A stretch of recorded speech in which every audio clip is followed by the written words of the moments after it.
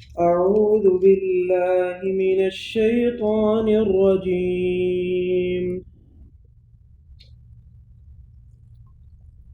وقال الرسول يا رب إن قوم اتخذوا هذا القرآن مهجورا وكذلك جعلنا لكل نبي عدوا من المجرمين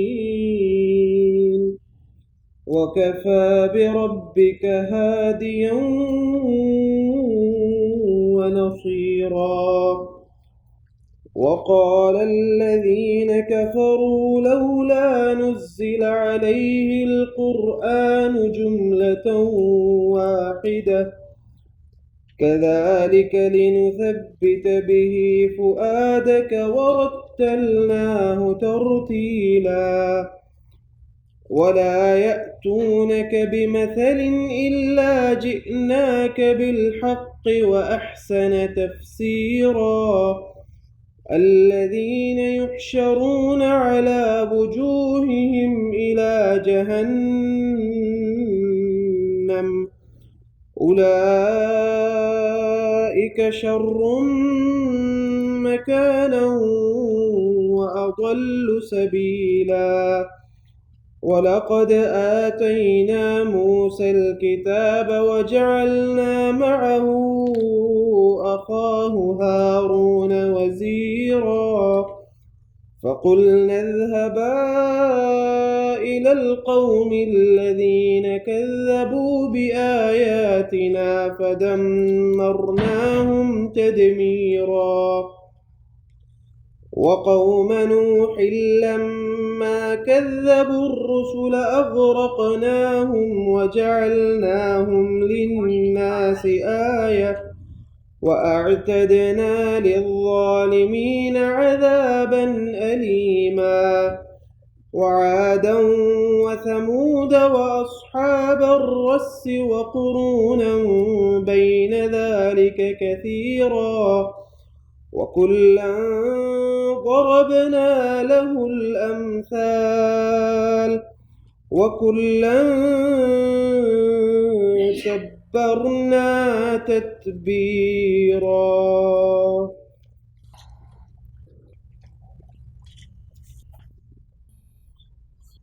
أعوذ بالله من الشيطان الرجيم. بسم الله الرحمن الرحیم. وقال الرسول، اور رسول نے کہا، یا رب ان قومی، اے میرے رب بے شک میری قوم نے اتخذوا هذا القرآن محجورا، انہوں نے اس قرآن کو مکمل طور پہ چھوڑ دیا تھا۔ یہ شکایت ہے نبی صلی اللہ علیہ وسلم کی دنیا میں بھی، اور بعض مفسرین نے لکھا ہے کہ دنیا میں یہ شکایت کی نبی صلی اللہ علیہ وسلم نے، اور بعض مفسرین نے لکھا ہے کہ قیامت کے دن اللہ تعالیٰ یہ شکایت کریں گے کہ قوم نے قرآن کو چھوڑ دیا۔ یہ سورہ میں نے جیسے پہلے عرض کیا تھا مکی سورہ ہے یہ، اور مکہ میں جو صورتحال تھی مسلمانوں کی اور کافروں کی آپس میں شدید تصادم تھا، کشمکش تھی، لڑائی جھگڑا تھا، تو اس حوالے سے اللہ تعالیٰ نے یہ بات ارشاد فرمائی آگے۔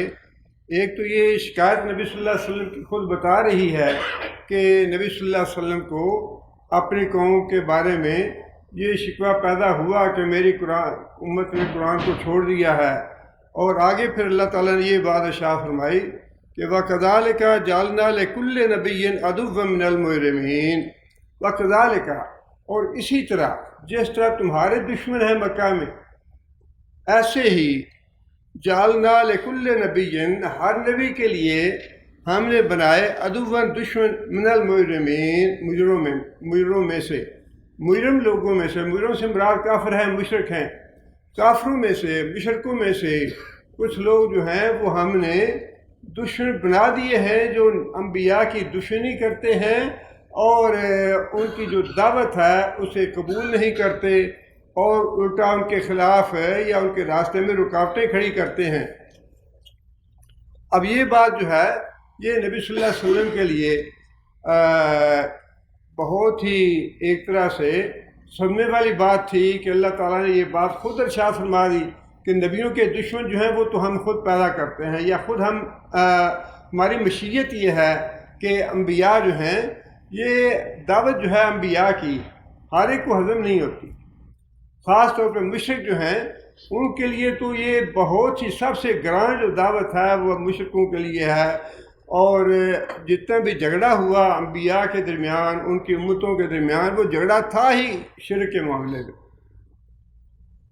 اب آج کی آپ صورتحال دیکھیں، یہ جو اللہ تعالیٰ نے باتیں ارشاد فرمائی ہیں تو اس وقت کے حوالے سے، لیکن یہ قیامت تک کے لیے ہیں، اور یہ قیامت تک کے لیے معاملہ ایسا ہی ہے کہ ہر زمانے میں کچھ نہ کچھ لوگ ایسے مجرموں میں سے رہیں گے جو اللہ کے رسول کی دشمنی کا کھلا اظہار کریں گے، اور اللہ کے رسول کے خلاف دشمنی کی ساری سازشیں بھی اور مکر و فریب کرتے رہیں گے۔ قرآن مجید کی توہین اور حد تک زمانے سے ہوتی چلی آ رہی ہے، اب اس کو جلانا شروع کر دیا ہے۔ اب یہ ایک اس سے بھی اگلا قدم ہے کہ اقوام متحدہ میں پاکستان نے قرارداد پیش کی کہ قرآن مجید یا جتنی بھی الہامی کتابیں ہیں ان سب کا ادب اور احترام ہونا چاہیے، اور ایسے قوانین بنانے چاہیے سارے ملکوں کو کہ وہ رکاوٹ بنے الہامی کتابوں کی توہین کرنے میں۔ آپ دیکھیے کہ یہ ایک ایسی چیز ہے جو ساری امتوں کے لیے مشترک ہے، کسی ایک کے لیے نہیں ہے۔ صرف قرآن کی بات نہیں، ہم تو تورات کی بھی احترام کرتے ہیں، انجیل کا احترام کرتے ہیں، زبور کا احترام کرتے ہیں، وہ بھی الہامی کتابیں ہیں، اور ہم یہ چاہتے ہیں، یہ ممکن نہیں کہ کوئی مسلمان ان کتابوں کی بے حرمتی کرے۔ سب کے لیے ایک جیسا قانون ہے، لیکن اس کے باوجود یہ جو بات اللہ نے ارشاد فرمائی وہ آج بھی بالکل سچی ہے کہ اس قرارداد کی بھی بعض جو مجرم تھے، بعض کافر اور مشرک، انہوں نے حمایت کی، اور بعض کافر اور مشرک جو ہیں انہوں نے اس کی مخالفت کی کہ نہیں، یہ آزادی رائے کے خلاف ہے۔ یہ پابندی لگانا اور ایسے قوانین بنانے جس سے الہامی کتابوں کا تقدس جو ہے وہ مجروح نہ ہو اور ان کا تقدس برقرار رہے، ایسے قوانین بنانا آزادی رائے کے خلاف ہے۔ چین، جاپان اور روس جیسے کافر ملکوں نے بھی حمایت کی اس قرارداد کی، لیکن امریکہ اور یورپین یونین ساری کی ساری انہوں نے مخالفت کی ہے اس قرارداد کی۔ یہ تو اللہ کا فضل ہے، اللہ نے جو کام کرنا ہے وہ اللہ تعالیٰ ہر کام پہ غالب ہے۔ وہ قرارداد تو پاس ہوئی ہے، قرارداد ناکام نہیں ہوئی، قرارداد پاس ہوئی ہے کہ ہاں یہ ہونا چاہیے، جو مقدس کتابیں ہیں، الہامی کتابیں ہیں، ان کا ادب اور احترام ہونا چاہیے۔ لیکن یہ جو بات اللہ نے فرمائی نا، وہ آج بھی ثابت ہو گئی کہ ان مشرکوں اور کافروں میں سے کچھ لوگ ایسے ہیں جو ہمیشہ دشمنی کرتے رہیں گے اللہ کے رسول، اور یہ اللہ کا قانون ہے۔ اللہ نے بتا دیا کہ ایسے لوگ رہیں گے دنیا میں، ان کا آگے اللہ تعالیٰ نے انجام بھی بتا دیا۔ اور یہ ایک محمد صلی اللہ علیہ وسلم کے ساتھ معاملہ نہیں ہوا، باقی نبی صلی اللہ علیہ وسلم سے پہلے جتنے بھی انبیاء آئے، نوح علیہ السلام سے یا صالح علیہ السلام، ہود علیہ السلام، لوط علیہ السلام، جتنے بھی انبیاء تھے ان سب کی قوموں نے چند ایک جو ایمان لائے، باقی ساری قوموں نے دشمنی کی انبیاء کے ساتھ۔ اور یہ اللہ کی مشیت ہے، حق اور باطل کی تصادم اور کشمکش جو ہے یہ قیامت تک چلتا رہنا ہے، یہ ایسے رہے گا۔ کچھ لوگ جو ہیں وہ انبیاء کی حمایت میں ہوں گے، کچھ لوگ جو ہیں وہ انبیاء کی دشمنی میں ہوں گے۔ آگے پھر اللہ تعالیٰ فرماتے ہیں وَكَفَىٰ بِرَبِّكَ هَادِيًا وَنَصِيرًا۔ مفسرین نے لکھا ہے یہ، اگر تو اللہ تعالیٰ اتنی بات بتاتے کہ انبیاء کے دشمن ہمیشہ رہے ہیں لہذا تمہارے بھی دشمن ہیں، تو نبی صلی اللہ علیہ وسلم کی ہمت جو ہے وہ ٹوٹ جاتی ہے، حوصلہ ٹوٹ جاتا مسلمانوں کا کہ اچھا یہ مشیت ہے اللہ کی، تو پھر یہ جتنا بھی ہمارے ساتھ معاملہ ہو رہا ہے یہ تو پھر اللہ تعالیٰ کی مشیت سے ہو رہا ہے۔ اس کا مطلب یہ ہے کہ دین تو ہمیشہ مغلوب رہے گا، دین پھیلے گا نہیں، دین غالب نہیں آئے گا، حوصلہ ٹوٹ جاتا۔ لیکن اس کے ساتھ ہی اگلی بات اللہ تعالیٰ نے یہ ارشاد فرما دی وَكَفَىٰ بِرَبِّكَ هَادِيًا وَنَصِيرًا، کہ یہ جو جنگ ہے نا اسلام اور کفر کی، اس میں اللہ غیر جانبدار نہیں ہے، غیر جانبداری کوئی چیز نہیں ہے۔ غیر جانبداری کا مطلب یہ ہے کہ برائی پھیلے، برائی کے آگے راستہ روکنا جو ہے وہ واجب ہے، ضروری ہے۔ اور اللہ تعالیٰ فرماتے، اللہ تعالیٰ تو خود نیکی کو غالب کرنا چاہتے ہیں، اسلام کو غالب کرنا چاہتے ہیں، اس لیے اللہ تعالیٰ غیر جانبدار کس طرح ہو سکتے ہیں؟ اللہ تعالیٰ نے فرمایا کہ میں غیر جانبدار نہیں ہوں، میں تمہارے ساتھ ہوں، کفا بربک، اے محمد صلی اللہ علیہ وسلم میں کافی ہوں تیرے لیے۔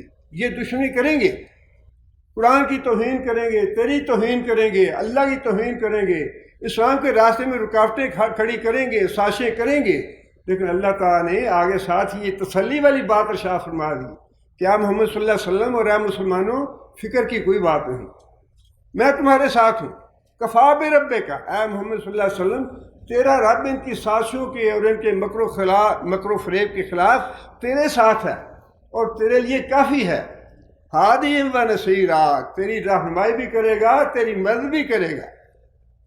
دو الگ الگ باتیں بتائی اللہ تعالیٰ نے۔ ہادین کا مطلب یہ ہے کہ جب مشکلات آ جائیں، مصائب آ جائیں اور کافروں کی اور چالیں اور سازشیں جو ہیں بظاہر کامیاب ہوتی نظر آئیں، اللہ فرماتے ہیں کہ ہم مسلمانوں کو ان سازشوں سے، مکر و فریب سے اور ان کی چالوں سے نکالنے کی رہنمائی کر دیتے ہیں کہ اس وقت تمہیں یہ کرنا ہے۔ کافروں نے نبی صلی اللہ علیہ وسلم کو قتل کرنے کا منصوبہ بنایا، اور ایک دفعہ نہیں، کم از کم 17 مرتبہ مکی زندگی میں بھی اور مدنی زندگی میں بھی کم از کم 17 مرتبہ قتل کرنے کی کوشش کی، اور سب سے بڑی کوشش وہ تھی جب نبی صلی اللہ علیہ وسلم نے ہجرت کا ارادہ فرمایا۔ اب اللہ تعالیٰ نے خود نبی صلی اللہ علیہ وسلم کو رہنمائی فرمائی کہ اے محمد صلی اللہ علیہ وسلم ان کی سازشوں سے اور ان کی چالوں سے تم نے کیسے نکلنا ہے، خود فرما دیا، خود طے کر دیا، اچھا ہے محمد صلی اللہ علیہ وسلم فلاں دن اور فلاں رات تم نے نکلنا ہے مکہ سے، اور بتا دیا کہ کہاں جانا ہے، ساری رہنمائی کی، غار ثور میں جا کے تو وہاں قیام کرنا ہے، اور پھر کس طرح اللہ تعالیٰ نے نصرت فرمائی۔ نصرت اللہ تعالیٰ نے اس طرح فرمائی کہ کافر جو تھے وہ تلاش کرتے کرتے غار کے دہانے تک پہنچ گیا، اب آگے تو راستہ بند تھا، لیکن کس طرح اللہ نے نصرت فرمائی۔ یہ ہے وہ چیز جو اللہ فرماتے ہیں کہ مسلمان اگر پھر واقعی ایمان لیں، اپنے ایمان پہ قائم رہیں، اپنے ایمان پہ ڈٹے رہیں، تو پھر اللہ فرماتا ہے کہ میں تمہارے ساتھ ہوں، تمہاری رہنمائی بھی کروں گا، تمہاری مدد بھی کروں گا۔ حضرت ابوبکر صدیق رضی اللہ تعالیٰ نے عرض کی یا رسول اللہ اگر یہ کافر اپنے قدموں کی طرف دیکھ لے تو ہم پکڑے جائیں گے۔ فرمایا لا تحزن ان اللہ معنا، فکر کرنے کی بات نہیں، اس لیے کہ اللہ کی مدد ہمارے ساتھ۔ یہ بات اللہ تعالیٰ نے ارشاد فرما دی کہ مسلمانوں کو اگر وہ فی الواقعی اپنے ایمان پہ ڈٹے رہے، ایمان پہ ثابت قدم رہیں، جیسا کہ مکہ میں مسلمان ڈٹے رہے، بڑی ثابت قدمی۔ دیکھیں نا یہ باتیں اللہ تعالیٰ معاف کرے، جو لوگ صحابہ کے بارے میں منہ پھاڑ پھاڑ کے باتیں کرتے ہیں، باتیں کرنی بڑی آسان ہے، ہمارے جیسے آدمی تھے، ہماری طرح کے آدمی تھے، بشر تھے وہ بھی ایسے ہی تھے، یہ باتیں کرنی بڑی آسان ہے، لیکن تھوڑا سا عقل سے کام لینا چاہیے کہ حضرت بلال رضی اللہ تعالیٰ عنہ انسان ہی تھے نا، یہ جو ہے نا بڑا ایک دھوکہ ہے کہ ہم جیسے، یہ دھوکہ کافروں کو بھی لگا رہا کہ یہ جو پیغمبر آتے ہیں نا یہ ہمارے جیسے ہی ہیں، یہ بھی بشر ہیں، کھاتے پیتے ہیں، بس ان میں ہمارے درمیان کیا فرق ہے، ان پہ کیوں ہی مان لیں۔ لیکن بات ایسی نہیں ہے، بڑا فرق ہے انسانوں میں، بہت فرق ہے، سب ایک جیسے نہیں ہیں۔ آج کی دھوپ میں 12 بجے یا ظہر کے وقت ہے، ذرا اپنے جوتے اتار کے سڑک کے اوپر کھڑے ہوں اور دیکھیں کہ کتنے منٹ آپ کھڑے ہو سکتے ہیں۔ 5 منٹ کھڑے ہونے کی جرات ہمت نہیں ہے ہمارے اندر، اتنا حوصلہ نہیں ہے۔ اور کہاں وہ حضرت بلال صبح سے لے کر شام تک اسی دھوپ میں، تپتی پتھر والی زمین پہ، پتھریلی زمین پہ، اسی دھوپ میں صبح سے شام تک پڑے رہتے تھے۔ وہ کیسے پڑے رہے؟ اب جو آدمی یہ کہتا ہے نا، حیف ہے، توف ہے اس کی عقل پہ کہ وہ بھی انسان ہی تھے، ہم بھی انسان ہیں، وہ بھی لڑائیاں جھگڑے کرتے رہے جس طرح آج ہوتے ہیں، وہ بھی حکومتوں کے لیے یہ کرتے رہے وہ کرتے رہے۔ یہ ایسے منہ سے بکواس کر لینے بڑے آسان ہیں، لیکن جن کو اللہ تعالیٰ نے ہدایت دی ہے وہ تو سوچتے ہیں کہ ایک جیسے نہیں تھے، وہ ایک جیسے کیسے ہو سکتے ہیں؟ انہوں نے جو کام کیے، جس طرح سے مصیبتیں جھیلیں، جس طرح سے نبی صلی اللہ علیہ وسلم کا ساتھ دیا اور جس طرح قربانیاں دیں، اثار کیا دین کے لیے، آج اس کا تصور بھی نہیں ہے۔ صحابہ کرام کی بات تو بہت پہلے کی بات ہے۔ حضرت امام احمد بن حنبل جیسا آدمی ہمارے درمیان نہیں ہے، امام ابو حنیفہ جیسا کوئی آدمی نہیں ہے، امام شافعی اور امام مالک جیسا کوئی آدمی نہیں ہے۔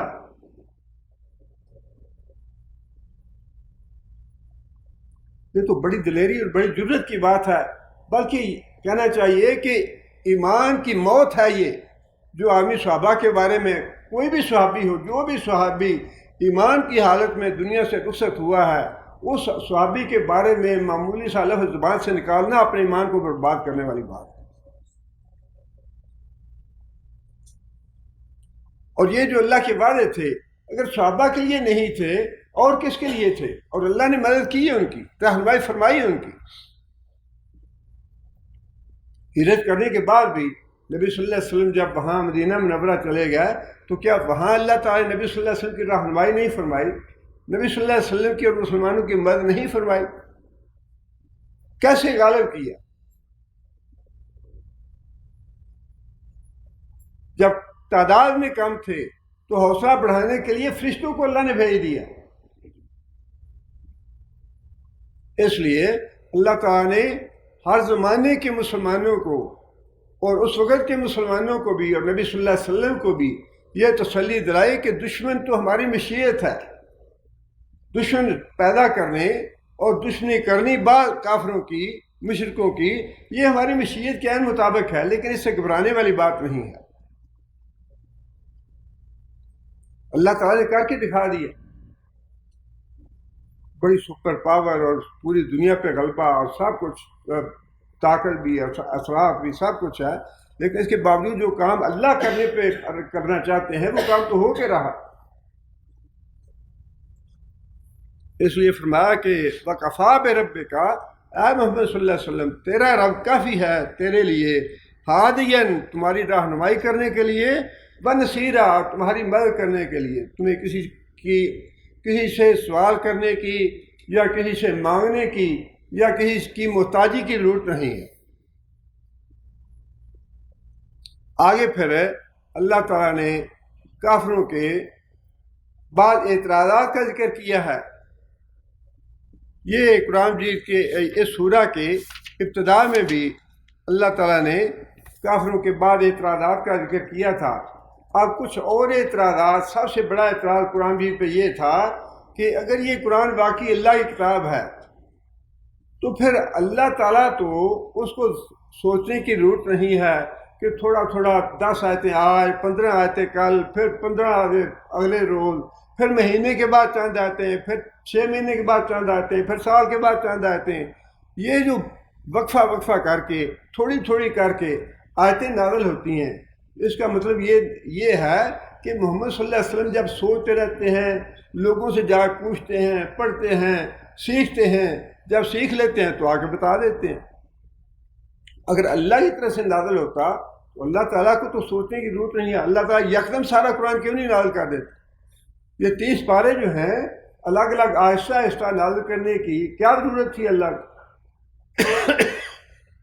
اللہ تعالیٰ یکدم سارا قرآن نازل کر سکتے ہیں۔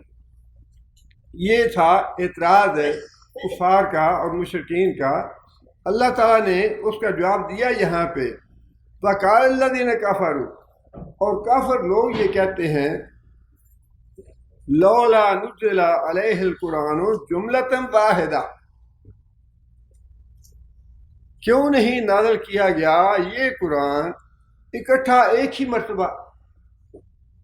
سارے جو 30 پارے ہیں اللہ تعالیٰ کو لکھنے میں یا اللہ تعالیٰ کو یہ سارے کلام جمع کرنے میں اللہ کو تو کوئی مشکل نہیں ہے، اللہ تو یکدم سارے اکٹھا نازل کر سکتا ہے، لیکن یہ جو الگ الگ آتی ہیں آیتیں، کبھی 15 آ گئی، کبھی 20 آ گئی، کبھی ایک صورت آ گئی، کبھی آدھی صورت آ گئی، اور کچھ کبھی مہینے کے بعد، کبھی 2 مہینے کے بعد۔ اس کا مطلب تو یہ ہے کہ محمد صلی اللہ علیہ وسلم کہیں سے جا کے پڑھتے ہیں، سیکھتے ہیں، جب سیکھ لیتے ہیں تو آ کے لوگوں کو سنا دیتے ہیں۔ دیکھیں بات یہ ہے کہ کافروں کی جو باتیں تھیں بالکل ایسے نہیں تھیں۔ زور بڑا ہے اس دلیل میں۔ اگر لوگوں کو گمراہ کرنا ہو، پراپیگنڈا کرنا ہو، پراپیگنڈا کرنے کے لیے بڑی یہ قوی دلیل ہے کہ اللہ تعالیٰ کو تو ضرورت نہیں ہے کہ سوچے اللہ تعالیٰ، یا اللہ تعالیٰ کو مشکل پیش آئے کہ یہ صورت لکھنے میں مجھے مشکل پیش آ رہی ہے، لہٰذا میں کچھ دیر کے بعد یہ نازل کروں گا۔ اللہ کے لیے تو سارا کام آسان ہے، کون کہنا ہے سارے کام ہو جانے۔ کتنی زبردست یہ پراپیگنڈا کرنے کی یہ دلیل ہے یہ کہ یہ قرآن اگر اللہ کی طرف سے ہے ایک ہی دفعہ نازل ہونا چاہیے، لیکن ایک دفعہ نازل نہ ہونے کا مطلب یہ ہے کہ یہ نبی صلی اللہ علیہ وسلم خود لکھتے ہیں، پڑھتے ہیں، سیکھتے ہیں، پھر آ کے لوگوں کو بتاتے ہیں۔ اللہ تعالیٰ نے اس کا جواب یہ دیا۔ ویسے تو آگے اللہ تعالیٰ نے جواب دیے ہیں، 3-4 باتیں اللہ نے بتائی ہیں، لیکن ایک عقلی بات ہے۔ عقلی بات یہ ہے کہ اگر بالکل ابتدا میں ہی سارے کا سارا قرآن نازل کر دیا جاتا تو اس پہ اعتراض زیادہ ہونے تھے۔ یہ جو واقعہ افق اس قرآن میں لکھا ہے کتاب میں، یہ کہاں پیش آیا، یہ کیسے پیش ہوگا، یہ عائشہ کون تھی، یہ جو منافق تھا یہ کون تھا، یہ کیسے ہوا، یہ کہاں کی باتیں ہیں، غزوہ بدر کی باتیں ہیں، یہ بدر کیا ہے، بدر میں کیا ہوگا، کون جائے گا وہاں پہ، یہ کہاں کی کہانیاں ہیں، یہ تو قصے ہیں۔ صلح حدیبیہ کا ذکر ہے قرآن میں، صلح حدیبیہ ہوا نہیں ابھی، اس سے پہلے ہم اللہ تعالیٰ بتا دیتے ہاں بھئی تم کافر بھی آئیں گے، مسلمان آئیں گے، پھر جو روک لو گے ان کو، پھر یہ معاہدہ ہوگا تمہارا، پھر مسلمان واپس چلے جائیں گے مدینہ میں۔ وہ کہ اچھا یہ مدینہ، مسلمان تو مکہ میں ہیں، نبی صلی اللہ علیہ وسلم مکہ میں ہیں، یہ مدینہ کیسے پہنچ گیا، یہ مدینہ کی باتیں کیسی، حدیبیہ کی باتیں کیسی، یہ کیسی باتیں لکھی ہیں اس کتاب میں، یہ کتاب تو ہماری سمجھ میں نہیں آتی، یہ تو کسے کہانیاں ہیں۔ یہ اعتراض اگر قرآن اکٹھا نازل ہوتا تو اعتراض زیادہ ہونے تھے، لیکن اللہ تعالیٰ نے تو آگے سمجھاتے ہوئے کہ یہ قرآن جو ہے الگ الگ نازل ہونا، چند چند آیتیں نازل ہونا، اس کی وجہ کیا ہے، اللہ تعالیٰ نے تو سمجھانے کی بات ارشاد فرمائی ہے۔ فرمایا کذالک لنثبت بہ فؤادک، یہ اس لیے الگ الگ آیتیں نازل ہوتی ہیں، وقفے وقفے سے نازل ہوتی ہیں تاکہ تیرے دل کو مضبوط کیا جائے۔ حالات اور واقعات جو ہیں انسان کے دماغ پہ، انسان کے دل پہ اثر انداز ہوتے ہیں، کبھی انسان گھبرا جاتا ہے، کبھی پریشان ہو جاتا ہے، 100 باتیں ہوتی ہیں۔ اللہ نے فرمایا کہ جب بار بار جبرائیل آتے ہیں، خود نبی صلی اللہ علیہ وسلم مطالبہ کیا، اللہ کا جو فرستادہ تھا، جو اللہ کا فرشتہ تھا، آ کے جب نبی صلی اللہ علیہ وسلم سے ملتا تو نبی صلی اللہ علیہ وسلم کا خون بڑھ جاتا، نبی صلی اللہ علیہ وسلم کے حوصلے بڑھ جاتے، اللہ کا فرشتہ میرے پاس آیا۔ اور نبی صلی اللہ علیہ وسلم کو بار بار یہ بہت سے واقعات ایسے ہیں، نبی صلی اللہ علیہ وسلم بہت غمزدہ پریشان حالات کی وجہ سے، تو فرشتہ آیا، یا رسول اللہ آپ کیوں پریشان ہیں؟ اچھا آپ ایسے کرتے ہیں، آپ کی پریشانی دور کرتے ہیں، اللہ نے حکم دیا ہے آپ فلاں درخت کو کہیں کہ وہ ادھر آئے آپ کے پاس۔ نبی صلی اللہ علیہ وسلم نے اس درخت کو حکم دیا، درخت وہ نبی صلی اللہ علیہ وسلم کے پاس چل کے آ گیا۔ فرشتے نے کہا کہ یا رسول اللہ اب آپ اسے حکم دیں کہ یہ واپس چلا جائے اپنی جگہ۔ نبی صلی اللہ علیہ وسلم نے درخت کو حکم دیا، درخت اپنی جگہ پہ واپس چلا گیا۔ نبی صلی اللہ علیہ وسلم نے اس کے بعد یہ بات ارشاد فرمائی کہ ٹھیک ہے میری ساری پریشانی دور ہو گئی، مجھے پتہ چل گیا ہے کہ واقعی اللہ کی طرف سے ہو رہا ہے سارا کچھ۔ یہ جو معجزہ اللہ نے دکھایا ہے اس سے میرا حوصلہ بڑھ گیا ہے، تم میرے پاس آتے۔ نبی صلی اللہ علیہ وسلم نے مطالبہ کیا حضرت جبرائیل سے ایک دفعہ کہ جبرائیل جب تم آتے ہو میرا حوصلہ بڑا بڑھ جاتا ہے، میرا دل چاہتا ہے کہ تم زیادہ سے زیادہ ملاقاتیں۔ یہ کس بات کے لیے نبی صلی اللہ علیہ وسلم نے فرمایا؟ اگر یہ سارا قرآن بھی ایک ہی مرتبہ نازل ہو جاتا، اس کا مطلب یہ تھا کہ جبرائیل علیہ السلام ایک ہی دفعہ آتے نبی صلی اللہ علیہ وسلم کے پاس بس، جبکہ نبی صلی اللہ علیہ وسلم تو خود تمنا کی اس بات کی، کیا جبرائیل تم جتنی مرتبہ ہمارے پاس آتے ہو اس سے زیادہ مرتبہ آیا کرو۔ دیکھیں نا، کوئی آدمی دکھ سکھ کرنے والا ہو، بڑا خیر خواہ ہو، ہمدرد ہو، انسان چاہتا ہے جا کے اس کے ساتھ ملاقات کرے، میری ہمدردی کرے گا، میری خیر خواہی کرے گا، میری پریشانی دور کر دے گا۔ معاملہ تو ایسا ہی تھا وہاں بھی، لیکن جبرائیل علیہ السلام نے جواب میں یہ بات ارشاد فرمائی کہ اے محمد صلی اللہ علیہ وسلم، ہم اپنی مرضی سے نہیں آتے، اللہ بامر ربک، جب تیرے رب کا حکم ہوتا ہے تو ہم یہاں آتے ہیں، تیرا رب کا حکم نہیں ہوتا نہیں آتے۔ ہماری مجال نہیں کہ اپنے مرضی سے کوئی بات کرے، اپنی مرضی سے نہیں کرتے ہیں، اللہ کا حکم ہوتا ہے تو ہم آتے ہیں، جس کا مطلب یہ ہے کہ جب اللہ تعالیٰ دیکھتے ہیں کہ نبی صلی اللہ علیہ وسلم حالات سے اب نبی صلی اللہ علیہ وسلم پہ جو واقعہ عصمت تھا حضرت عائشہ رضی اللہ تعالیٰ عنہ کا، 40 دن نبی صلی اللہ علیہ وسلم شدید پریشان رہے، حتیٰ کہ نبی صلی اللہ علیہ وسلم کو پتا تھا کہ یہ ساری سازش منافقوں کی ہے، اور انہوں نے بڑا سخت حملہ کیا اسلام کی عمارت کو منہدم کرنے کے لیے۔ پریشان رہے نبی صلی اللہ علیہ وسلم۔ نبی صلی اللہ علیہ وسلم نے ممبر پہ کھڑے ہو کے یہ بات کہی کہ کون ہے جو مجھے اس آدمی کے شر سے بچاتا ہے؟ پتا تھا یہ کس کا شر ہے، کس نے یہ فتنہ پھیلایا ہے، سب پتا تھا نبی صلی اللہ علیہ وسلم کو، مسلمانوں کو بھی پتا تھا۔ اللہ تعالیٰ نے مدد فرمائی اس وقت،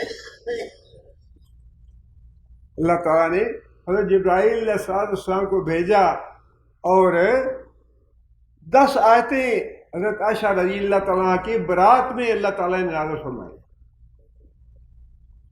جب آیتیں آئیں، جبرائیل علیہ السلام نے آیتیں پڑھ کے سنائی نبی صلی اللہ علیہ وسلم کو، تو نبی صلی اللہ علیہ وسلم مسکرا اٹھے، نبی صلی اللہ علیہ وسلم کی ساری پریشانی دور ہو۔ اس لیے اللہ تعالیٰ نے یہ بات ارشاد فرمائی کہ یہ جو قرآن ہے اس کو الگ الگ تھوڑے تھوڑے حصوں میں وقت کی ضرورت کے مطابق نازل کرنے میں بڑی حکمتیں ہیں، بڑی مصلحتیں ہیں اس میں۔ لنثبت بہ فؤادک، جب بھی آیتیں نازل ہوتی ہیں، دیکھنا جب قرآن مجید میں ہی اللہ تعالیٰ نے یہ بات ارشاد فرمائی ہے کہ جب کچھ آیتیں نازل ہوتی ہیں تو منافق یا کافر پوچھتے ہیں کہ بھائی کیا نازل ہوا، کیا باتیں ہوئی، کیا فرشتہ لے کے آیا؟ جب انہیں بتایا جاتا ہے تو کہتے ہیں یہ تو پرانی قصے کہانیاں ہیں، وہی پرانی باتیں ہیں، مر جاؤ گے دوبارہ زندہ ہو جاؤ گے، پھر تمہیں جنت ہوگی، جہنم ہوگی، یہ پرانی وہی باتیں ہیں، قصے کہانیاں۔ لیکن فرمایا کہ جو ایمان والے ہیں ان کے ایمان میں اضافہ ہوتا ہے آیتوں سے۔ جب بھی آیتیں نازل ہوتی ہیں، نئی آیتیں نازل ہوتی ہیں، تو ایماندار لوگوں سے جب پوچھا جاتا ہے کہ اللہ نے کیا نازل کیا تو وہ بتاتے ہیں کہ اللہ نے یہ آیتیں نازل کی ہیں، اور اس سے ان کے ایمان میں اضافہ ہوتا ہے۔ اگر قرآن یکدم نازل کر دیا جاتا تو یہ ساری باتیں نہ ہوتی، مومنوں کے ایمان میں اضافہ نہ ہوتا، نبی صلی اللہ علیہ وسلم کے حوصلے نہ بڑھتے، مسلمانوں کی حوصلہ افزائی نہ ہوتی اگر یکدم قرآن سارا نازل کر دیا جاتا۔ وَرَتَّلْنَاهُ تَرْتِيلًا، اور پھر ہم اس کو ٹھہر ٹھہر کے پڑھتے ہیں آپ کے سامنے۔ اب اس میں ٹھہر ٹھہر کے پڑھنے میں کیا حکمت ہے؟ قرآن چونکہ نہ تو لکھی ہوئی صورت میں نازل ہوا، نہ ہی نبی صلی اللہ علیہ وسلم فوراً لکھنے والے تھے، سب کچھ نبی صلی اللہ علیہ وسلم نے اپنے حافظے میں محفوظ کرنا تھا۔ جب وہ ٹھہر ٹھہر کے پڑھا جاتا تو وہ نبی صلی اللہ علیہ وسلم کے حافظے میں محفوظ ہو جاتا. مطلوب یہ تھا کہ نبی صلی اللہ علیہ وسلم کے حافظے میں من و ان وہ محفوظ ہو جائے جس طرح نبی حضرت جبرائیل علیہ السلام پڑھتے. اور یہ بہت بڑا معجزہ ہے، بہت بڑا معجزہ ہے اللہ تعالیٰ کا. یہ قرآن جو ہے نا، بچے چھوٹے چھوٹے بچوں کا 10 12 سال کے بچوں کا حفظ کر لینا، یہ تو معجزہ ہے ہی. لیکن یہ آپ دیکھیں کہ اللہ تعالیٰ نے وہ قرآن بھی پڑھا جبرائیل علیہ السلام کے سامنے. ایک صورت ہے، چند آیتیں ہیں، جتنا بھی اللہ نے نازل کرنا تھا وہ جبرائیل علیہ السلام کے سامنے پڑھا. اللہ کا کلام ہے، یہ کلام ہے، اللہ کی صفت ہے. وہ قرآن اسی لہجے میں، جس لہجے میں اللہ تعالیٰ نے پڑھا، جس تلفظ کے ساتھ اللہ تعالیٰ نے پڑھا، جن اعراب کے ساتھ اللہ نے پڑھا، اسی تلفظ کے ساتھ، اسی لہجے میں، انہی اعراب کے ساتھ جبرائیل علیہ السلام نے نبی صلی اللہ علیہ وسلم کے سامنے پڑھا. تو کیا یہ معجزہ نہیں کہ نبی صلی اللہ علیہ وسلم جو پڑھے لکھے نہیں تھے، بار بار اللہ نے فرمایا کہ یہ پڑھا لکھا نہیں تھا، پڑھا لکھا ہوتا تو تمہیں اور مصیبت پڑ جاتی. یہ تو خود پڑھا لکھا ہے، یہ تو خود اس نے بنایا ہے، یہ تو پڑھے لکھے نہیں ہیں. یہ جو بہت بڑا معجزہ ہے کہ جبرائیل علیہ السلام نے جس لہجے میں، جس تلفظ کے ساتھ اور جن اعراب کے ساتھ پڑھا قرآن جی، نبی صلی اللہ علیہ وسلم کے ذہن میں اسی طرح محفوظ کرنا مطلوب تھا. اس لیے فرمایا کہ ٹھہر ٹھہر کے ہم پڑھتے ہیں، کہیں تلفظ میں غلطی نہ ہو جائے، کہیں زیر زبر میں اوپر نیچے نہ ہو جائے، کہیں لہجے میں غلطی نہ ہو جائے. یہ بہت بڑا معجزہ ہے قرآن جی. ہم تو ایسے، اللہ تعالیٰ معاف کرے، ہمیں قدر نہیں ہے اس کتاب کی، بالکل قدر نہیں ہے. 7 آسمانوں سے ہم تو کہہ دیتے ہیں نا یہ کتاب ہے، کتاب ہے، کتاب ہی کتاب اللہ تعالیٰ کا کلام ہے. 7 آسمانوں کے اوپر سے نازل ہوا ہے. یہ جس لہجے میں اللہ نے نازل کرنا چاہا اسی لہجے میں حضرت جبرائیل نے پڑھا، اور جس لہجے میں حضرت جبرائیل نے پڑھا اسی لہجے میں، اسی تلفظ کے ساتھ، انہی اعراب کے ساتھ اللہ کے رسول نے پڑھا. اور پھر اللہ کے رسول نے آگے اسی طرح پڑھایا جس طرح جبرائیل نے پڑھا تھا نبی صلی اللہ علیہ وسلم کے سامنے. اور آج 1400 سال ہو گئے ہیں. 1400 سال کے بعد بھی آج یہ قراء کے زبانوں پہ اور ان کے دل و دماغ میں اسی طرح محفوظ ہے جس طرح جبرائیل علیہ السلام نے نبی صلی اللہ علیہ وسلم کے سامنے پڑھا تھا. آپ کسی قاری کے سامنے قرآن پڑھ کے دیکھیں نا، آپ کے لہجے میں، تلفظ میں، اعراب میں غلطی، فوراً ٹوکے گا، یہ یوں نہ پڑھو، یوں پڑھو، یہ لفظ یہاں سے نکالو، یہ لفظ ایسے ادا کرو، اس کا لہجہ یوں ہے، اس کا تلفظ یوں ہے.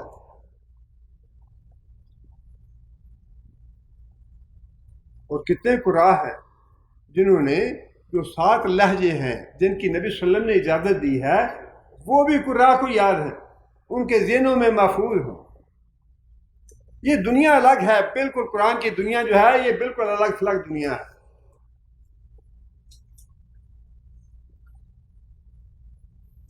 اور ایسا ہوا ایک دفعہ نبی صلی اللہ علیہ وسلم کے سامنے جبرائیل علیہ السلام نے قرآن پڑھا. نبی صلی اللہ علیہ وسلم نے جلدی جلدی دہرانا شروع کر دیا. لا تعجل، فرمایا کہ تو جلدی نہ کر رہا ہے محمد صلی اللہ علیہ وسلم، تو یہ جلدی کرنے کی ضرورت نہیں ہے. ہم خود جبرائیل تمہارے سامنے قرآن پڑھیں گے، جب وہ پڑھے تم سنو، اس کے بعد وہ تمہیں قرآن پڑھائیں گے آہستہ آہستہ اور ٹھہر ٹھہر کے، تاکہ تمہارے ذہن میں محفوظ ہو جائے. یہ قرآن آگے پوری قیامت تک منتقل ہونا ہے. اگر نبی صلی اللہ علیہ وسلم سے معاذ اللہ کوئی خطا ہو جاتی تو وہ خطا جو ہے وہ قیامت تک چلی جانی تھی ایسے ہی. یہ جو اعتراض تھا قرآن مجید پہ یکدم کیوں نازل نہیں ہوتا، اس کے جواب میں جو مصلحتیں تھیں، جو حکمتیں تھیں، وہ اللہ بیان فرما رہے ہیں. تمہارے دل کو مضبوط کرنا، تمہارے حوصلے کو بڑھانا مطلوب ہے، تمہارے ذہن میں اس کو پکا کرنا مطلوب ہے، ذہن نشین کرنا مطلوب ہے. اس کی تعلیمات تمہارے ذہن میں محفوظ رہنی چاہیے. ایک تو ہے اس کا لہجہ محفوظ ہونا، اس کے اعراب و تلفظ محفوظ ہونے. دوسری بات ہے کہ قرآن کی تعلیمات جو ہیں وہ بھی ذہن نشین ہونی چاہیے دماغ میں. اور ان ساری چیزوں کا مطلوب اور مقصود تھا کہ قرآن مجید کو تھوڑا تھوڑا کر کے نازل کیا جاتا، ضرورت کے مطابق نازل کیا جاتا۔ سوال کرتے لوگ، اب مثال کے طور پہ قل الروح من امر ربی، اگر یہ اکٹھا نازل ہوتا تو کہنا تھا بھئی یہ کہنے کی کیا ضرورت تھی یا کیوں کہا یہ؟ لیکن جب ہم اس کا سیاق و سباق دیکھتے ہیں، جب اس کا وقت دیکھتے ہیں، اس کا جو پس منظر ہے وہ دیکھتے ہیں کہ اس کا سوال کیا گیا نبی صلی اللہ علیہ وسلم سے کہ روح کیا ہے، اس کے جواب میں فرشتے نے آ کے کہا کہ اے نبی صلی اللہ علیہ وسلم یہ بات کہو انہیں۔ سعد بن وقاص بیمار ہو گئے اور وراثت کے بارے میں پوچھا، یا رسول اللہ میں اب پتہ نہیں زندگی ہے یا نہیں ہے، تو اپنی وراثت کے بارے میں کیا کروں؟ نبی صلی اللہ علیہ وسلم خاموش ہو گئے۔ اب یہ نبی صلی اللہ علیہ وسلم کی اپنی طرف سے تو باتیں نہیں تھیں، احکام تھے، یہ تعلیم تھی۔ یہ نبی صلی اللہ علیہ وسلم انتظار کیا کہ فرشتہ آئے گا، وہ جواب لائے گا، پھر میں بتاؤں گا۔ اس کے بعد جب فرشتے نے آ کے بتایا کہ یا رسول اللہ یہ میراث کا قانون ہے، یہ اس طرح بتا دے آپ انہیں۔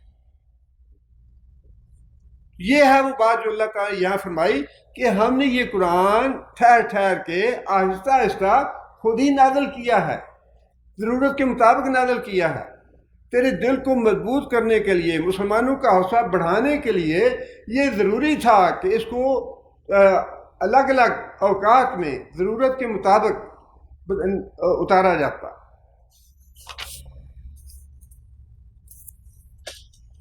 آگے پھر اللہ تعالیٰ نے ایک اور بات ارشاد فرمائی۔ یہ دو باتیں جو اللہ نے فرمائی، یہ تو اللہ تعالیٰ نے مسلمانوں کے حق میں ایک بڑی مصلحت اور حکمت کی بات بتا دی کہ مسلمانوں کے دل مضبوط کرنے، ان کا حوصلہ بڑھانا مطلوب ہے اس سے، اور پھر یہ اس کی تعلیمات کو اور اس کے جو تلفظ ہے، لہجہ ہے، اس کے الفاظ ہیں، ان کو ذہن نشین کرنا، ان کو محفوظ کرنا نبی صلی اللہ علیہ وسلم کے دل و دماغ میں، یہ مطلوب ہے۔ اور پھر تیسری وجہ یہ بتائی، وَلَا يَأْتُونَكَ بِمَثَلٍ إِلَّا جِئْنَاكَ بِالْحَقِّ، اور جب بھی کفار یا مشرکین کوئی اعتراض کرتے ہیں تمہارے اوپر، کوئی سوال کرتے ہیں آپ سے، تو پھر ہم اس کا ٹھیک ٹھیک جواب بھی دے دیتے ہیں اسی وقت، تب وہ نازل کرتے ہیں۔ بے شمار باتیں تھیں، یہ اظہار کر دیا صحابی نے، اپنی بیوی کو ماں کہہ دیا۔ اب وہ خاتون جو ہیں وہ آئی نبی صلی اللہ علیہ وسلم کے پاس، یا رسول اللہ مسئلہ بتائیں مجھے۔ اللہ نے فرمایا کہ اللہ جانتا ہے، اللہ نے دیکھ لیا کہ وہ کس طرح جھگڑا کر رہی تھی، تجادل کا، تو اس سے آگے جھگڑا کر رہی تھی۔ محمد صلی اللہ علیہ وسلم بتائیں میرا گھر برباد ہو گیا، میرے بیٹے چلے گئے، میری اولاد، میرا شوہر، میں کیا کروں یا رسول اللہ؟ جھگڑا کر رہی ہے کہ یا رسول اللہ بتائیں مجھے کیا حال ہے اس کا۔ اب نبی صلی اللہ علیہ وسلم جو ہے اپنے پاس سے تو نہیں بتا رہے، خاموشی اختیار فرمائی۔ اب یہ وہ بات ہے جو اللہ تعالیٰ نے فرمائی کہ تیسری جو مصلحت ہے، تیسری جو حکمت ہے تھوڑا تھوڑا کر کے قرآن نازل کرنے کی، وہ یہ ہے جب بھی کوئی مسئلہ تم پیش کرتے ہو نبی صلی اللہ علیہ وسلم کے سامنے، یا جب بھی تمہیں کوئی مشکل پیش آتی ہے تو نبی صلی اللہ علیہ وسلم کے پاس آتے ہو، آ کے پوچھتے ہو، تو ہم ٹھیک ٹھیک اس کا جواب مہیا کر دیتے۔ اس کے بارے میں، اظہار کے بارے میں یہ حکم ہے، روح کے بارے میں یہ حکم ہے، ذوالقرنین کے بارے میں سوال کیا گیا، اصحاب کہف کے بارے میں سوال کیا گیا، وہ جواب سارے نبی صلی اللہ علیہ وسلم نے اپنے پاس سے نہیں دیے، وہ تو فرشتہ جواب دیتا تھا کہ تو نبی صلی اللہ علیہ وسلم بتا دیتے تھے۔ اس لیے اللہ تعالیٰ نے تیسری وجہ یہ بتائی کہ تھوڑا تھوڑا قرآن نازل کرنے میں تیسری حکمت یہ ہے کہ جب کوئی اعتراض کرتے ہیں یا جب کوئی سوال کیا جاتا ہے نبی صلی اللہ علیہ وسلم سے، تب ہم یہ قرآن نازل کرتے ہیں ضرورت کے مطابق۔ احسن تفسیرا، اور بات کو پوری طرح بہتر طریقے سے کھول کے بیان کر دیتے ہیں، اس میں کوئی ابہام نہیں رہنے دیتے، پوری طرح بات واضح کرتے ہیں، کھول کے بات بیان کرتے ہیں۔ آگے پھر اللہ تعالیٰ نے یہ بات ارشاد فرمائی کہ یہ جو تمہارے اعتراضات ہیں کافروں کے، ان اعتراضات کا جواب دینے کے باوجود جو لوگ پھر بھی اڑے رہتے ہیں اس بات پہ کہ یہ قرآن ایک دفعہ کیوں نازل نہیں ہوا، یہ تو ان کا اپنا بنایا ہوا ہے، اپنا تصنیف کیا ہوا ہے، جو لوگ ضد پہ ہیں اڑے رہتے ہیں پھر بھی، فرمایا کہ الذین، یہ وہ لوگ ہیں یحشرون، اکٹھے کیے جائیں گے حشر کے دن۔ حشر میں ان کو اکٹھا کیا جائے گا علی وجوہہم، منہ کے بل، منہ کے بل اکٹھا کیا جائے گا۔ قبروں سے جب اٹھیں گے تو ٹانگوں پہ نہیں اٹھیں گے۔ بڑی سخت یہ آیتیں ہیں اگر ان پہ غور کیا جائے۔ سورہ بنی اسرائیل میں اس سے بھی زیادہ سخت بات اللہ نے ارشاد فرمائی۔ یہاں تو اللہ تعالیٰ نے اتنی بات ارشاد فرمائی کہ یحشرون علی وجوہہم، منہ کے بل اٹھایا جائے گا۔ منہ کے بل کیسے اٹھایا جائے گا؟ منہ جو ہے اس سے چلیں گے یہ، ایک تو ہے سر کے بل، سر نیچے ہو ٹانگیں اوپر ہوں، نہیں یہ بھی نہیں، منہ کے بل، منہ جو ہے وہ زمین پہ ہوگا اور منہ جو ہے اس سے چلیں گے۔ یہ جو منہ ہے نا، یہ عزت اور وقار کی علامت ہے انسان، اس کو اللہ تعالیٰ نے بڑی تکریم دی ہے انسان کو یہ چہرہ دے کے۔ اور جو اللہ سے مقابلہ کرتے ہیں، اللہ کی آیتوں کا انکار کرتے ہیں، ان کی انتہائی جو ذلت ہے وہ یہی ہے کہ قیامت کے دن ان کو منہ کے بل چلایا جائے گا۔ جیسا سانپ رینگتا ہے زمین پہ، اس طرح رینگتے رینگتے قبروں سے اٹھ کے جائیں گے، امریکہ میں ہوں یا یورپ میں ہوں، کہیں بھی جہاں بھی وہ مرے ہیں، جہاں بھی دفن ہوئے ہیں، وہاں سے وہ رینگتے رینگتے اپنے منہ کے بل چل کے حشر میں پہنچیں گے، شام کے علاقے میں۔ سزا شروع ہو جائے، ویسے تو جیسے انسان کی موت آئے گی معاملہ تو وہیں پہ شروع ہو جائے گا، وہیں سے انسان کو پتہ چل جائے گا کہ دنیا میں انسان کیا کما کے آیا ہے اور کیا کچھ کھو کے آیا ہے۔ موت کے وقت ہی پتہ چل جاتا ہے، لیکن اس کے بعد کے بھی جتنے مراحل ہیں، قبر کا مرحلہ ہے، حشر میں اکٹھا ہونے کا مرحلہ ہے، ہر مرحلے میں انسان جو کافر اور مشرک ہیں ان کی ذلت و رسوائی کا اہتمام کیا ہے اللہ تعالیٰ نے۔ سورہ بنی اسرائیل میں اللہ تعالیٰ فرماتے ہیں وَنَحْشُرُهُمْ، ہم ان کو حشر میں لائیں گے، یوم القیامت، قیامت کے روز، علی وجوہہم، ان کو منہ کے بل، امیًا، اندھا بنا کے، وبکمن، اور گونگا بنا کے، وسمن، بہرا بنا کے۔ قبر سے اٹھتے ہی دنیا میں تو اللہ تعالیٰ نے کان بھی دے دیے، زبان بھی دے دی، آنکھیں بھی دے دی دیکھنے کے لیے، سمجھنے کے لیے، لیکن نہ دنیا میں کانوں کو استعمال کیا اللہ کے رسول کی بات سنے، نہ اس زبان کو استعمال کیا کہ اس زبان سے سمجھے جا کے، پوچھیں جا کے، اور نہ ان آنکھوں کو استعمال کیا کہ ان آنکھوں سے قرآن کو پڑھا جائے۔ اللہ تعالیٰ نے قرآن میں یہ بات ارشاد فرمائی ہے، جو دنیا میں اندھا بنا رہا ہے قیامت کے دن بھی اندھا کر کے اٹھائیں گے اسے۔ کس بات سے اندھا بنا رہا؟ اس قرآن سے، اللہ کی آیات سے،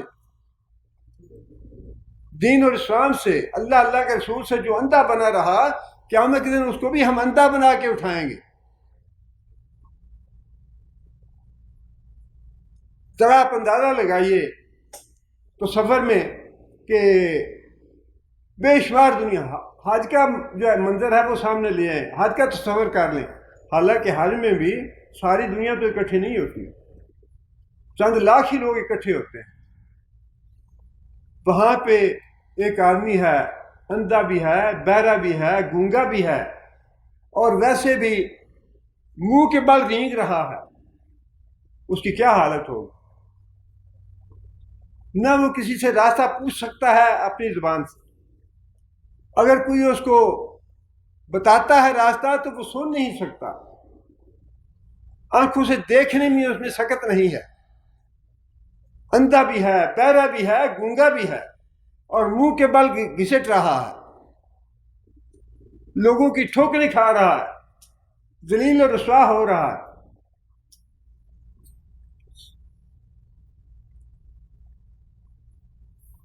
ماواہم جہنم، یہ وہ لوگ ہیں جو قرآن پہ اعتراض کرنے والے اور قرآن سے دشمنی کرنے والے، قرآن کو جلانے والے اور قرآن کی عزت اور احترام کے راستے میں رکاوٹ بننے والے، کہ ہم اس قرارداد کی حمایت نہیں کرتے، ہم یہ قرارداد پاس نہیں ہونے دیں گے کہ الہامی کتابوں کا احترام ہونا چاہیے۔ اللہ نے دنیا میں ذلیل و رسوا کر دیا، آخرت میں بھی اللہ ذلیل و رسوا کریں گے۔ جو اللہ نے وعدے کیے ہیں، جو قرآن میں لکھا ہے، بالکل ایسے ہی ہونا ہے۔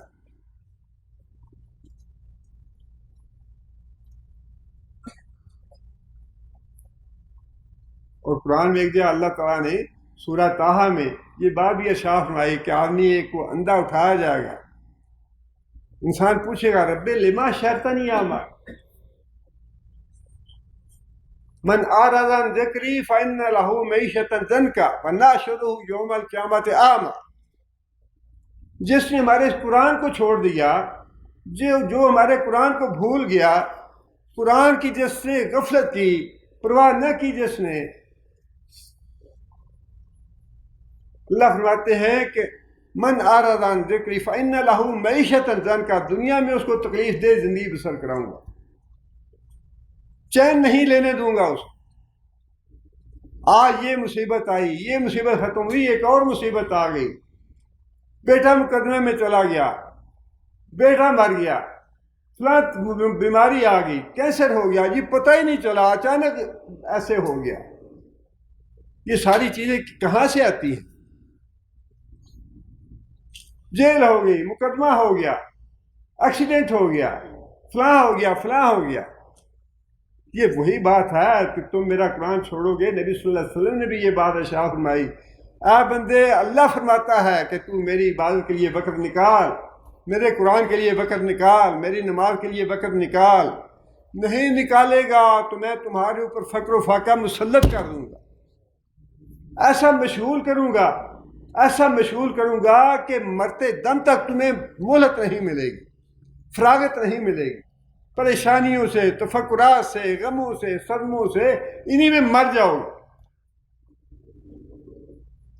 اور فرمایا کہ جو آدمی میرے قرآن کے لیے، میرے دین کے لیے، میری نمازوں کے لیے، میری عبادت کے لیے وقت نکالے گا، میں اس کے لیے کفایت کروں گا، اس کے لیے کافی ہو جاؤں گا، دنیا کے غم اور دنیا کی مصیبتیں اور مشکلیں اپنے ذمہ لے لوں گا، اس کے لیے میں کافی ہو جاؤں گا۔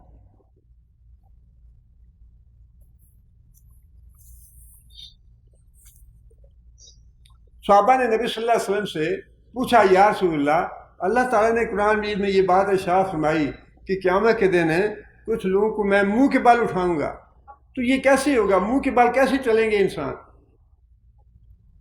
نبی صلی اللہ علیہ وسلم نے فرمایا کہ جو اللہ تعالیٰ انسان کو دو ٹانگوں پہ چلانے کی قدرت رکھتا ہے، وہ منہ کے بال بھی چلانے کی قدرت رکھتا ہے۔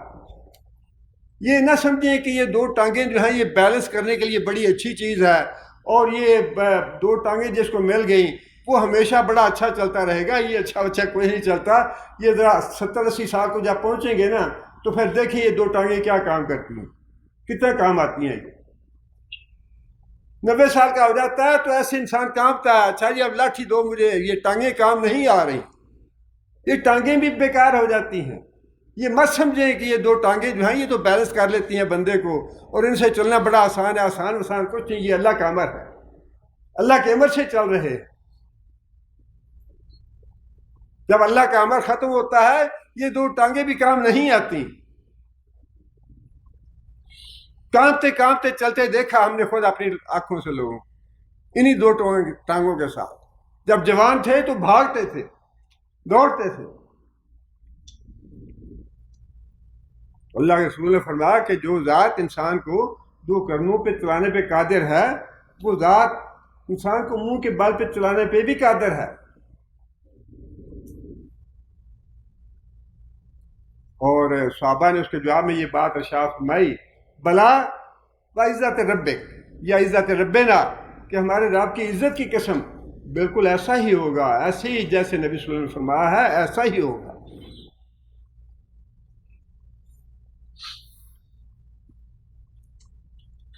آگے اللہ فرماتے ہیں یحشرون علی وجوہہم، اپنے چہروں کے بل اکٹھے کیے جائیں گے، الی جہنم، اور سیدھے جہنم میں ڈال دیے جائیں گے، اولئک شر مکانا، اولئک شر مکانا، معنی تو اس کا یہ ہے کہ ان کی جگہ بڑی بری ہے، لیکن اس کا مفہوم یہ ہے کہ دنیا میں جو انہوں نے اعتراض کرنے والا مائنڈ سیٹ بنا لیا، اسلام پہ یا قرآن پہ اعتراض کرنے والا مائنڈ بنا لیا، وہ بہت ہی برا۔ جو اعتراض انہوں نے کیے بہت برے اعتراض ہیں، ان کے بڑے بودے اعتراض ہیں، بالکل بیکار اعتراض اور فضول اعتراض ہیں ان کے جتنے بھی اعتراض ہیں۔ وَأَضَلُّ سَبِيلًا، اور جو راستہ انہوں نے منتخب کیا دنیا میں چلنے کا، شرک اور کفر کا، بہت ہی گمراہ کن راستہ تھا، وہ بہت برا راستہ تھا جو انہوں نے منتخب کیا دنیا میں شرک اور کفر کا۔ یہ دنیا میں جو کچھ ہے اللہ تعالیٰ نے، اور یہ بار بار اللہ تعالیٰ نے بتا بھی دیا کہ یہ دنیا کی تقسیم پہ نہ جاؤ، یہ دنیا کی جو تقسیم ہے نا، دنیا کا مال دولت ہے، دنیا کی رنگینیاں ہیں، دنیا کی نعمتیں ہیں، یہ تقسیم جو ہے اس کو مت دیکھو، یہ اس میں میری مصلحت اور میری حکمت ہے کہ میں نے یورپ کو کیا دیا، امریکہ کو کیا دیا، کینیڈا کو کیا دیا، ہندوستان کو کیا دیا، پاکستان کو کیا دیا، یہ میری تقسیم ہے، اس میں مت جاؤ۔ یہ دیکھو کہ جو راستہ تم نے اپنایا ہے وہ راستہ کیسا ہے۔ فرمایا کہ مشرک اور کافر جو ہیں راستہ تو ان کا بہت برا تھا، شرک اور کفر کا، اس کے باوجود اللہ نے نعمتیں دی تو یہ اللہ کی اپنی حکمت ہے، اللہ اس کا حساب لے لے گا۔ آگے پھر اللہ تعالیٰ نے بڑے اختصار کے ساتھ 5 انبیاء کا ذکر فرمایا، اور نبی صلی اللہ علیہ وسلم کو یہ بات بتائی کہ اے محمد صلی اللہ علیہ وسلم، یہ دنیا میں صرف تمہارے ہی دشمن نہیں ہیں، جو بھی نبی آیا اس کے ساتھ لوگوں نے اسی طرح دشمنی کی جس طرح یہ قریش مکہ تمہارے ساتھ دشمنی کر رہے ہیں۔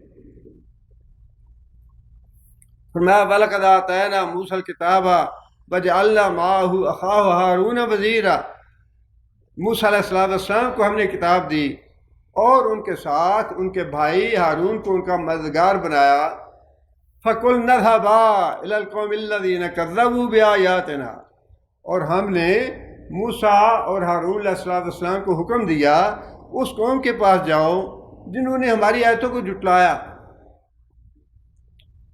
موسیٰ علیہ السلام سے پہلے انبیاء تو آ چکے تھے بنی اسرائیل کی طرف، یعقوب علیہ السلام تھے، پھر اسحاق علیہ السلام تھے، یوسف علیہ السلام تھے، تو ان لوگوں کی جو تعلیمات تھیں اللہ فرماتے ہیں کہ ان کو تو جھٹلا دیا پیغمبروں کو، اب تم بھی جاؤ دیکھو تمہارے ساتھ کیا ہوتا ہے۔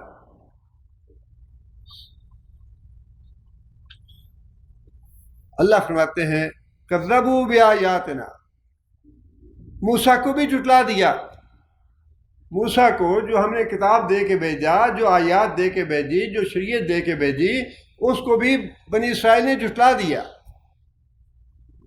فَدَمَّرْنَاهُمْ تَدْمِيرًا، ہم نے اس طرح ان کو ہلاک کیا، اس طرح ان کو غرق کیا جس طرح غرق کرنے کا حق ہوتا ہے، ان کا ایک بندہ بھی باقی نہیں چھوڑا۔ جتنے بھی موسیٰ علیہ السلام کے تعاقب میں آئے تھے، موسیٰ علیہ السلام کو گرفتار کرنے کے لیے، پکڑنے کے لیے جتنے بھی آئے تھے وہ سارے کے سارے غرق کر دیے ہم۔ یہ بات اللہ تعالیٰ نے نبی صلی اللہ علیہ وسلم کو، مسلمانوں کو بتائی کہ گھبرانے کی ضرورت نہیں ہے، میں تمہارے ساتھ ہوں، میں تمہاری رہنمائی بھی کروں گا، تمہاری مدد بھی کروں گا۔ اور اس سے پہلے بھی جو انبیاء کے ساتھ ہوا، جن انبیاء کے ساتھ دشمنی کی گئی، ان کو جھٹلایا گیا، آیتیں نہیں مانی اللہ تعالیٰ کی، اللہ نے ان کا کیا انجام کیا؟ فرمایا کہ ہم نے ان کو تباہ برباد کر دیا۔ اس میں کفار مکہ کے لیے وارننگ بھی تھی اور مسلمانوں کے لیے حوصلہ اور تسلی بھی تھی کہ اللہ تعالیٰ نے جو دشمن تھے ان کو ہلاک کیا ہے۔ پہلے مثالیں دے دی اللہ تعالیٰ نے، پہلے تو اللہ تعالیٰ نے ویسے تسلی دی کہ میں تمہارے ساتھ ہوں، میں تمہاری رہنمائی بھی کروں گا، تمہاری مدد بھی کروں گا۔ اس کے بعد پھر اللہ تعالیٰ نے باقاعدہ مثالیں دی، موسیٰ علیہ السلام کی مثال پہلے دی، پھر آگے نوح علیہ السلام کی مثال ہے، وقوم نوح علیہ السلام کی قوم لما کذبوا الرسل اغرقناہم، جب انہوں نے رسولوں کو جھٹلایا قوم نوح نے تو ان کو بھی ہم نے غرق کیا۔ وجعلناہم للناس آیۃ، اور دوسرے لوگوں کے لیے، بعد میں آنے والوں کے لیے ان کو نشانی بنا دیا، عبرت بنا دیا ان کو۔ وَأَعْتَدْنَا لِلظَّالِمِينَ عَذَابًا أَلِيمًا، اور ظالموں کے لیے ہم نے دردناک عذاب تیار کر رکھا ہے۔ آگے پھر قوم عاد اور قوم سمود کا ذکر فرمایا، وَعَادًا وَثَمُودًا وَثَمُودَ وَأَصْحَابَ الرَّسِّ وَقُرُونًا بَيْنَ ذَلِكَ كَثِيرًا، اور پھر قوم عاد کی مثال بھی تمہارے سامنے ہے، قوم سمود کی مثال بھی تمہارے سامنے ہے، وَأَصْحَابَ الرَّسِّ، اور کنویں والے کون لوگ ہیں؟ مفسرین نے لکھا ہے کہ اس کے بارے میں قرآن مجید میں کوئی وضاحت نہیں آئی، لیکن ظاہر ہے کہ کوئی پیغمبر گیا ہوگا ان کے پاس بھی، انہوں نے بھی جھٹلا دیا پیغمبر کو۔ وَقُرُونًا بَيْنَ ذَلِكَ، اور پھر ان کے درمیان بھی بہت سی قومیں آئیں جنہوں نے اپنے رسولوں کو جھٹلا دیا۔ وَكُلًّا ضَرَبْنَا لَهُ الْأَمْثَالَ وَكُلًّا تَبَّرْنَا تَتْبِيرًا، اور جتنی بھی قومیں آئیں ان کے رسولوں نے، جنہوں نے رسولوں کو جھٹلایا، ان کو ہم نے بڑی طریقوں سے سمجھایا۔ ضربنا لہ الامثال، مثالیں دی انہیں، جس طرح قریش مکہ کے سامنے اللہ مثالیں رکھ رہے ہیں، قریش مکہ کو یا ہمارے سامنے آج کی جو قومیں ہیں ان کے سامنے بھی یہ مثالیں ہیں، قوم عاد کی، قوم سمود کی، قوم نوح کی۔ اللہ فرماتے ہیں کہ ہم نے ہر طرح سے سمجھایا ان کو، مثالیں دی ان کو کہ تم سے پہلے انہیں جھٹلایا، کیا حشر ہوا ان کا، کس طرح وہ تباہ اور برباد ہو۔ تم محمد صلی اللہ علیہ وسلم کو جھٹلاؤ گے تو تمہارا انجام بھی وہی ہوگا جو پہلی امتوں کا یا پہلی قوموں کا ہوگا۔ ہر ایک کو ہم نے ہلاک کیا۔ آگے پھر اللہ تعالیٰ نے قوم لوط کی مثال دی ہے۔ اللہ تعالیٰ سے دعا ہے کہ اللہ تعالیٰ ہمیں جو کچھ ہم پڑھتے ہیں اور جو کچھ سنتے ہیں اللہ تعالیٰ اس پہ عمل کرنے کی توفیق عطا فرمائے۔ بات یہ ہے کہ یہ قرآن جو ہے نا، اس پہ تدبر اور غور و فکر کرنا چاہیے، آیتیں پڑھ کے گزر نہیں جانا چاہیے، آیتیں پڑھ کے ان پہ تدبر اور غور و فکر کرنی چاہیے، اس لیے کہ یہ قرآن جو ہے یہ قیامت تک کے لیے ہے، اور ایسے نہ ہو کہ ہم بھی ایسے روایتی انداز میں پڑھتے جائیں اور اس پہ تدبر اور غور و فکر نہ کریں۔ اللہ کی آیتوں کو جھٹلانا یہ سب سے بڑا جرم ہے۔ اللہ تعالیٰ دعا ہے اللہ تعالیٰ ہمیں سمجھنے کی بھی اور عمل کرنے کی توفیق عطا فرمائے۔ سبحان ربک رب العزت عما یصفون وسلام علی المرسلین والحمد للہ رب العالمین۔ أعوذ بالله من الشيطان الرجيم، بسم الله الرحمن الرحيم. وقال الرسول يا رب إن قوم اتخذوا هذا القرآن مهجورا وكذلك جعلنا لكل نبي عدوا من المجرمين وكفى بربك هاديا ونصيرا. وقال الذين كفروا لولا نزل عليه القرآن جملة واحدة كذلك لنثبت به فؤادك ورتلناه ترتيلا. ولا يأتونك بمثل إلا جئناك بالحق وأحسن تفسيرا. الذين يحشرون على وجوههم إلى جهنم أولئك شر مكانا وأضل سبيلا. ولقد آتينا موسى الكتاب وجعلنا معه أخاه هارون وزيرا. فقل اذهبا إلى القوم الذين كذبوا بآياتنا فدمرناهم تدميرا وقوم نوح لما كذبوا الرسل أغرقناهم وجعلناهم للناس آية وأعتدنا للظالمين عذابا أليما وعادا وثمود وأصحاب الرس وقرونا بين ذلك كثيرا وكلا ضربنا له الأمثال وكلا تبرنا تتبيرا ولقد أتوا على القرية التي أمطرت مطر السوء أفلم يكونوا يرونها بل كانوا لا يرجون نشورا. یہ ایک بھائی نے درخواست کیا دعا کے لیے. ہمارے ہندوستان کے بھائی ہیں، بہت بیچارے وہ اچھے اور نیک لوگ ہیں، دائی لوگ ہیں. ان کی بیٹی جو ہے وہ بہت مشکل میں ہے، بہت پریشان ہے. وہ اس کے لیے خامد سے لینا چاہتے ہیں خلا وغیرہ، لیکن وہ تنگ کر رہا ہے انہیں، اور وہاں کے قوانین اور دوسرے معاملات جو ہیں وہ بھی ساتھ نہیں دے رہے. اللہ تعالیٰ سے دعا فرمائے کہ اللہ تعالیٰ ان کی اور ان کی بچی کی پریشانی دور فرمائے. اور دوسرا اعلان یہ کرنا ہے کہ اگر ہمارے ساتھیوں میں سے کوئی ساتھی ایسے ہوں جو کسی دوسرے مکتب جعلیات میں جاتے ہوں درس وغیرہ سننے کے لیے، تو وہ ذرا درس کے بعد رک جائیں تھوڑی دیر کے لیے. بسم اللہ الرحمن الرحیم الحمدللہ رب العالمین الرحمن الرحیم مالک یوم الدین ایاک نعبد و ایاک نستعین اهدنا الصراط المستقیم صراط الذین انعمت علیہم غیر المغضوب علیہم ولا الضالین. اللهم صل علی محمد وعلی آل محمد کما صلیت علی ابراہیم وعلی آل ابراہیم انک حمید مجید. اللهم بارک علی محمد وعلی آل محمد کما بارکت علی ابراہیم وعلی آل ابراہیم انک حمید مجید. ربنا ظلمنا انفسنا ان لم تغفر لنا وترحمنا لنكونن من الخاسرین. ربنا آتنا في الدنيا حسنة وفي الآخرة حسنة وقنا عذاب النار. ربنا هب لنا من أزواجنا وذرياتنا قرة أعين واجعلنا للمتقين إماما. ربنا اصرف عنا عذاب جهنم إن عذابها كان غراما إنها ساءت مستقرا ومقاما.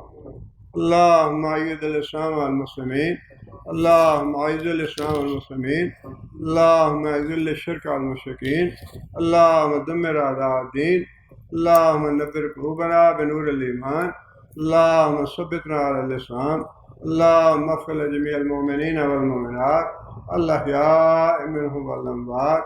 ربنا تقبل منا إنك أنت السميع العليم وتب علينا إنك أنت التواب